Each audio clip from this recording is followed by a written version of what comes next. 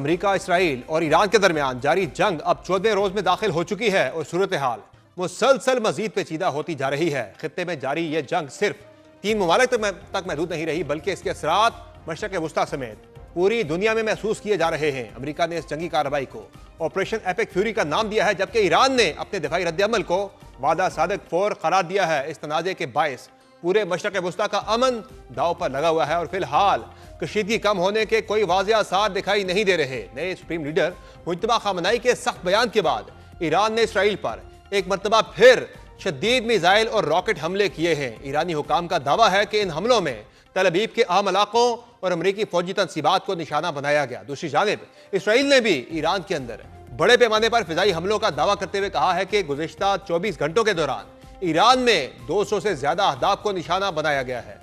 अगर ईरान की जानिब से की जाने वाली कार्रवाइयों का जायजा लिया जाए तो नए सुप्रीम लीडर के बयान के फौरन बाद ईरान ने इसराइल के मुख्तलिफ इलाकों पर शदीद बमबारी की। ईरानी हमलों के दौरान तल अवीव के मरकजी इलाके और वहां मौजूद बाज अमरीकी फौजी मराकज को भी निशाना बनाया गया। इसराइली ज़राए के मुताबिक इन हमलों में कम अज कम 200 अफराद जख्मी हुए। इसी दौरान इसराइल के जेर कब्जा अल जलील शहर में भी रॉकेट गिरने से तकरीबन 80 अफराद जख्मी हो गए। मिडल ईस्ट आई की रिपोर्ट के मुताबिक हैफा के करीब अल जलील के इलाके में होने वाले रॉकेट हमलों से 300 से ज्यादा घर तबाह हुए। गैर मुल्की मीडिया के मुताबिक ईरानी हमलों के बाद इसराइल के बेन गोरियन एयरपोर्ट पर शदीद अफरा तफरी देखने में आई। मुसाफिरों की बड़ी तादाद ने एयरपोर्ट छोड़ने की कोशिश की और कई परवाजें ताखीर का शिकार हुई। ईरान ने इस दौरान एक बड़ा दावा भी किया है कि उसने अमरीकी तैयारा बरदार जंगी जहाज अब्राहम लिंकन को मिसाइलों से निशाना बनाया है। पासदारान इनकलाब के मुताबिक इस हमले में बैलिस्टिक मिसाइल और ड्रोन इस्तेमाल किए गए और बाज़ रिपोर्ट्स में बताया गया है कि 4 बैलिस्टिक मिसाइल फायर किए गए।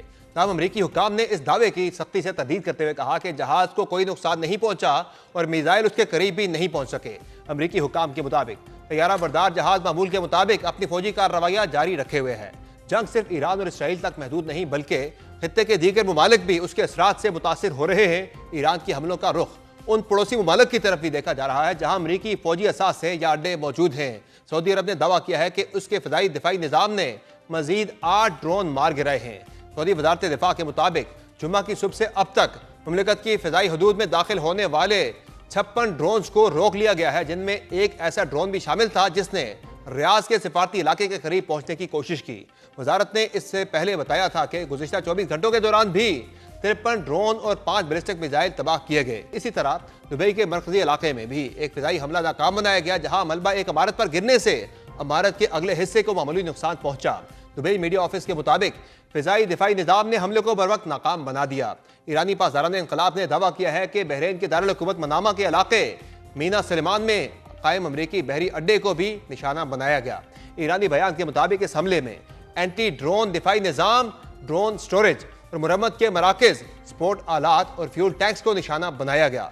जंग के इस दायरे में अब यूरोपीय फौजी भी मुतासिर हो रहे हैं। इराक में पेशमरगा बेस पर होने वाले हमले में एक फ्रांसीसी फौजी हलाक और मुतअद्दिद जख्मी हुए।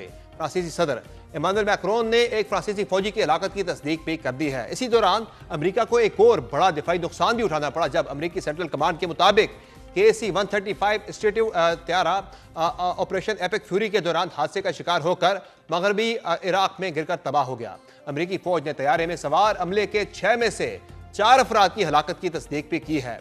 सेंटकॉम के मुताबिक यह हादसा फ्रेंडली एयर स्पेस में पेश आया और फौरी तौर पर रेस्क्यू ऑपरेशन शुरू किया गया। हुकाम के मुताबिक इस वाक़े में 2 तैयारे शामिल थे, जिनमें से एक गिरकर तबाह हुआ जबकि दूसरा बहिफाजत लैंड करने में कामयाब हो गया।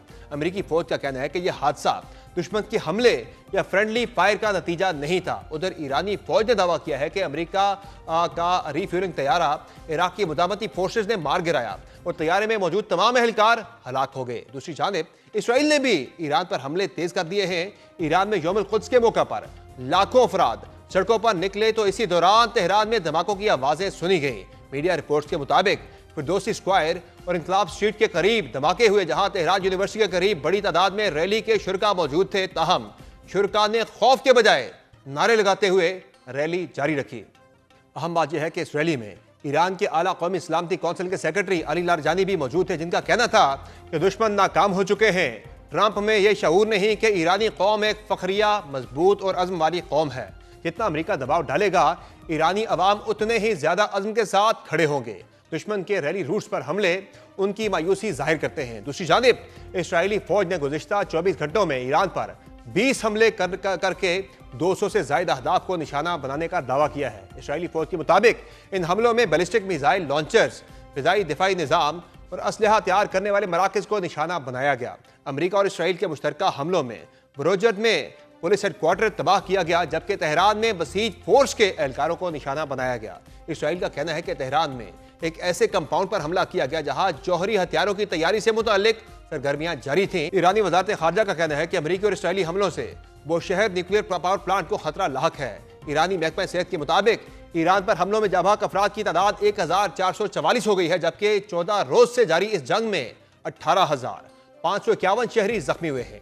सिर्फ ईरान नहीं बल्कि लबनान में भी इसराइली हमले जारी हैं। लबनान पर इसराइली फोर्सेज के हमलों में रात से अब तक 8 अफराद जमहक हो गए हैं, जबकि 2 मार्च से जारी हमलों में जमहक अफराद की मजमूई तादाद 687 हो गई है, जिनमें 90 से जायद बच्चे भी शामिल हैं। दूसरी जानिब यूनिसेफ ने कहा है कि जंग के आगाज से अब तक खित्ते में 1100 से जायद बच्चे लुक़्मे अजल बन चुके हैं या जख्मी हो चुके हैं। उनमें 200 बच्चे ईरान, 91 लबनान, 4 इसराइल और 1 बच्चा कुवैत में मारा गया।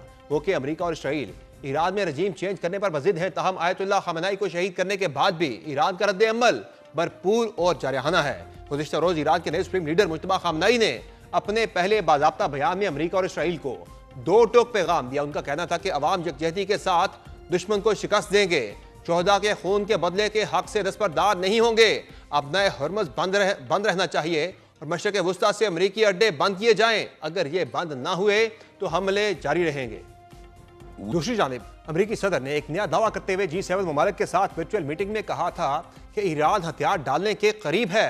अमरीकी मीडिया के मुताबिक बुध के रोज G7 रहनुमाओं के साथ वर्चुअल मीटिंग में शरीक 3 ओहदेदारान ने बताया कि सदर ट्रंप ने कहा कि ईरान हथियार डालने के करीब है। ट्रंप ने कहा कि ईरान में अब कोई ऐसा आला ओहदेदार बाकी नहीं रहा जो हथियार डालने का ऐलान कर सके।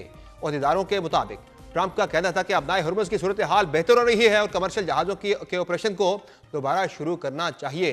ट्रंप ने कहा कि हमें यह काम मुकम्मल करना होगा ताकि 5 साल बाद ईरान के साथ दोबारा जंग ना हो। ताहम उन्होंने जंग के खात्मे से मुतालिक अपने मकासद और टाइम लाइन पर वाज़े मौक़िफ़ नहीं दिया। अमरीकी मीडिया के मुताबिक G7 रहनुमाओं ने ट्रंप पर ईरान जंग फौरी खत्म करने और अपना हुर्मुज़ जल्द महफूज बनाने पर भी जोर दिया। इससे कबल अमरीकी सदर ने ईरानी हुकूमत के अरकान की अमरीकी फौज के हाथों हलाकत को अपने लिए बड़ा एजाज करार दिया था। सदर ट्रंप ने सोशल मीडिया का अकाउंट ट्रुथ सोशल पर लिखा कि हम ईरान की दहशतगर्द हुकूमत को फौजी, मुआशी और दीगर तरीकों से मुकम्मल तौर पर तबाह कर रहे हैं। ट्रंप ने दावा किया कि ईरान की बहरिया खत्म हो गई है, उनकी फिजाइया अब मौजूद नहीं, मिसाइल, ड्रोन और बाकी सब कुछ तबाह किया जा रहा है और उनके रहनुमाओं का निशान तक जमीन से मिटा दिया गया है। अमेरिका के अज़ाइम में शिद्दत की अक्कासी इस बात से भी होती है कि अमेरिका ने अपना जदीद मिसाइल दिफाई निज़ाम थॉड जनूबी कोरिया से निकालकर मशरक़ वुस्ता मुंतकिल कर दिया है। अमेरिकी वजारत दिफा ने थॉड के कुछ हिस्से जनूबी कोरिया से निकालकर मशरक़ वुस्ता भेजने का फैसला किया था। ये इक़दाम उस वक्त किया गया जब ईरान के साथ जंग और मिसाइल हमलों के खतरात बढ़ गए हैं। रिपोर्ट्स के मुताबिक यह निज़ाम इसराइल और खित्ते में मौजूद अमरीकी फौजी तनसीबात के दिफा को मजबूत बनाने के लिए मुंतकिल किया जा रहा है। यह दिफाई निज़ाम शुमाली कोरिया के मिसाइल खतरे के मुकाबले के लिए 2017 में जनूबी कोरिया में नस्ब किया गया था।